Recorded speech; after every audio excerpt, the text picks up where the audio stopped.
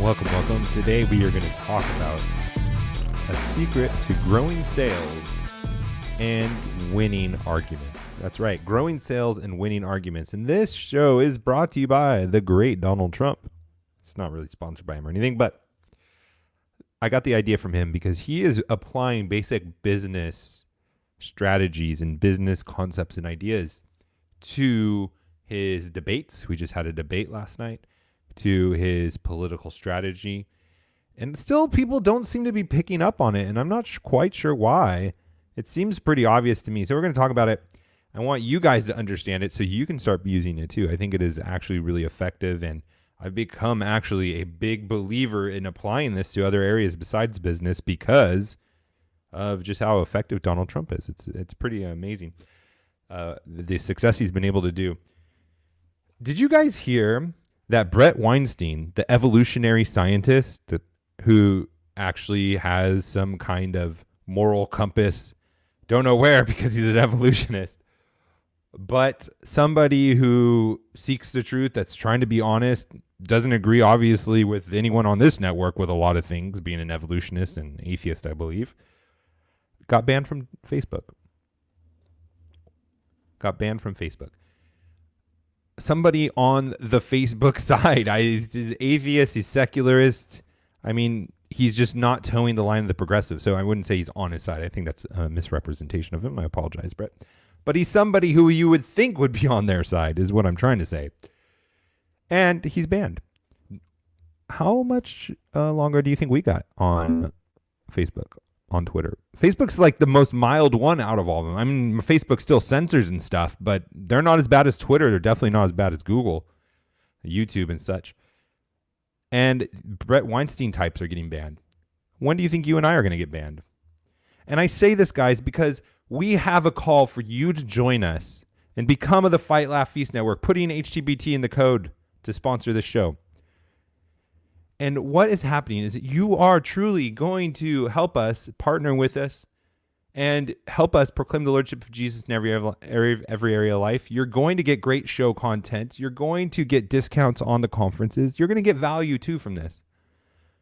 But you're going to help us create a place for when these sites kick us off that you still have a place to hear us, that you still have a place to come and listen to our content.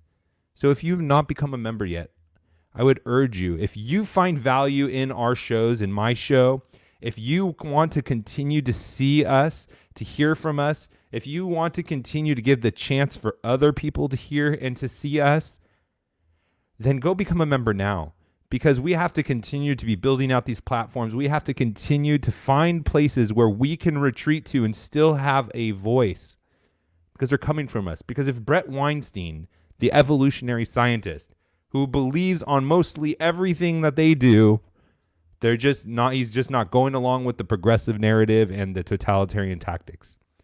If he's getting removed from Facebook, still doesn't know why he was removed, then it's coming for us. It's going to happen soon.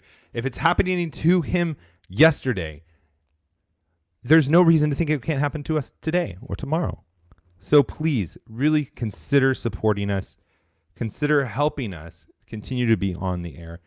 I don't know if you guys believe that it's important to have our voices and not just have Big Eva and their platforms and to let them have their liberal way. You know, you just read John Piper's article and he's just a bunch of mush. He's just a bunch of mush. And if you're looking for leadership that is biblical, trying to be faithful, trying to be clear, trying to give great direction, clear vision, then you need to support us or we're not going to be around. And so just a call for that. Please think about supporting us. FLFnetwork.com. And then if you want to support the show specifically, put in the code HTBT. I'll send you one of those 15 ounce mugs in the background. Okay, so one more thing before we get to the conversation of the show. And I normally try to get to it pretty quickly, and I apologize it didn't, but I just got to give some props. I got to give some props to the listeners, the people on social media. If you don't follow me on the social media sites, on Parler, someone was making fun of me for a show that I was on, Dead Men Walking podcast. And the title of the show was the poverty gospel. And someone called me the reformed Joel Osteen, as you know, as a joke. It's fun. This guy, he's a supporter of the show. He interacts. He's a good guy, and he's just making a joke about how I'm the reformed Joel Osteen, which hurt a little bit. I'm not gonna lie. So I posted that because I thought it was funny too. I posted it on Facebook and Twitter, and then someone on Twitter made this book cover and said, you should write a book, Your Best Reformed Life Now. Playing off the book by Joel Osteen, Your Best Life Now, Your Best Reformed Life Now. Everything about this book this book cover, this page is so well done. So well done. The Reformed Joel Osteen, some rando on Parler. Who authorized this? The good old Federal Vision Captain Doug Wilson. I claim your royalties, Socialist Timothy Keller. I mean, this is fantastic. If you are listening to this on the podcast, I highly recommend you go check it out on social media. Follow me on there as well so you don't miss the fun stuff like this. Well done, guys. And seriously, I love you guys so much. It is so fun interacting with you. That's why I love when you reach out to me, follow me and stuff. It's just good. It's so fun. It's so encouraging. So thank you, everyone, for that. I really appreciate that. All right, we covered the Brett Weinstein thing. Trump is inviting as his guest the old partner of Hunter Biden, from what I understand. Yeah, Biden's former business partner in the Chinese scheme, Tony Bobulinski, will be Trump's special guest at the final debate. Man, does that guy know how to fight. And what is he doing here? And this is what I want to talk about. Now, we've talked about the importance of your brand. And we've talked about this from not just what we think about when we think of a brand, that is your company, your logo, your product, your positioning based on price. That is all going into your company brand. But we've also talked about it from a personal perspective. And I've told you before, I think I've told you before, about in business school, how we had to write 3 adjectives that described us and what we thought were the most descriptive things for us. What 3 adjectives most described us?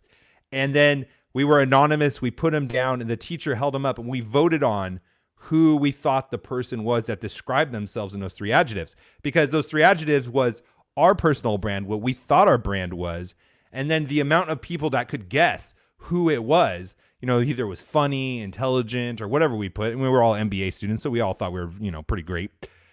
And depending on how many people voted for you, that's how strong you knew your brand was. That means that how noticeable and recognizable your brand is. So if everyone guessed your 3 adjectives, then you definitely did a great job of reinforcing that image that you thought you had of yourselves, and everyone agreed that that was your brand. If no one voted for you and no one knew who you were talking about with those 3 adjectives, then your brand is really weak and people don't recognize your brand and they don't recognize who you're trying to be. And this is important because the good old Simon Sinek, who is an atheist as well, this is Atheist Day apparently, he talks about the why. He has a book about the why. And I think it's so right on. And I think that's one of the things that Big Eva misses with being so ambiguous and being so uncertain and not wanting to take a stand by anything is when you as a company, when you as an individual have a stand, you have a why, you have a vision, you have an identity, it allows people that are like-minded to come and rally behind you and rally with you and identify with you. Apple has a huge brand image that people identify with. It's a lifestyle. It's who they are. They're part of the Apple team. They've rallied around what Apple represents, and they have a very strong brand. Like I can say Apple and you already know the color schemes, you know the spacing that they have, you know the products they have, you know if there was an imposter who came in with a fake product or a fake website page, you would know instantly that it wasn't part of it because their brand is so strong and people rally behind it so passionately. And so this is how they grow their sales. This is how you can grow your sales, is to work on what you want your brand to be and then to think about and to implement different strategies and tactics to make that a stronger brand. You can do things to get people to think that or to recognize your brand the way you want them to. That's what advertising is about. That's what marketing is so much about. That's what public relations is so much about. I mean, if you wanted to think about it, when you were talking about a podcast, there's people that have podcasts on their video where they have like the professional looking mic, but then they have the actual lapel mic as their actual microphone. And the idea is that they have an image. They want you to think that you're in a studio. Like I have if I wanted to portray to people watching on YouTube that I am a professional podcaster, that I am, backed by serious money, I wouldn't have this background. I would be in a studio. I would have a very great lighting. I'd have professionals come in and do my lighting, but I don't care about that. I'm not trying to pretend like I'm something I'm not. And so I just have my desk. I have my desk behind me. I have the actual books that I've read back in the day. I have my work computer behind me. This is just my desk. So if I was trying to be a professional, and that was one of my brand images of like a professional podcaster, then I would have a poor job. You would not recognize me as a professional podcaster or a YouTuber. So that's not my brand. That's not what I'm trying to be. That's not what I want you to think that I am. And so this is true also. So you work on that brand, you get people to identify you in business as an individual. And you see this in business too with individuals, with like the CEO of T-Mobile or the old CEO of T-Mobile, Tim Cook. Steve Jobs, I almost blacked out on his name. Like they had an image to them that people coalesced behind, that they rallied behind, that they wanted to be like. And so it's really important to think about that for yourself. And you have that too. And it's like if you never shave and you never shower, like people are still going to have an impression about you. It's just going to be that you're smelly and stinky and you don't take care of yourself. Or you could shower, you can, grooming and have good hygiene. And then people will think, hey, oh, he's actually he or she is well dressed and they're well groomed. Like regardless of how much attention and intentionality you put to your brand, just like the smelly, stinky person or the well-groomed person, they're going to have an impression about you. Your brand is going to be known to people. That's Matt. He's the loudmouth podcaster. Oh, he's the entrepreneur. He's the how to build a tent guy. He's the reformgelical guy, or whatever it is. Or it could be something else. And people are just going to have their perceptions about you. But you have a choice to control that. And you have a choice to change it, improve upon it, and all of those different things, just like you have a decision to make if you want to do grooming, if you want to shower, and all that good stuff. So people are already going to put a brand on you. You might as well control it and emphasize and work on the brand that you want people to perceive of yourself. And this is where the second part of the show comes in, and how to win arguments. And this is something that Donald Trump has done so well. And people get like, oh, he didn't win the debate last time. I heard that so much. He didn't win the debate. He didn't score logical points, or however debates are scored. Yeah, you think of like Yale versus Harvard in the debate club.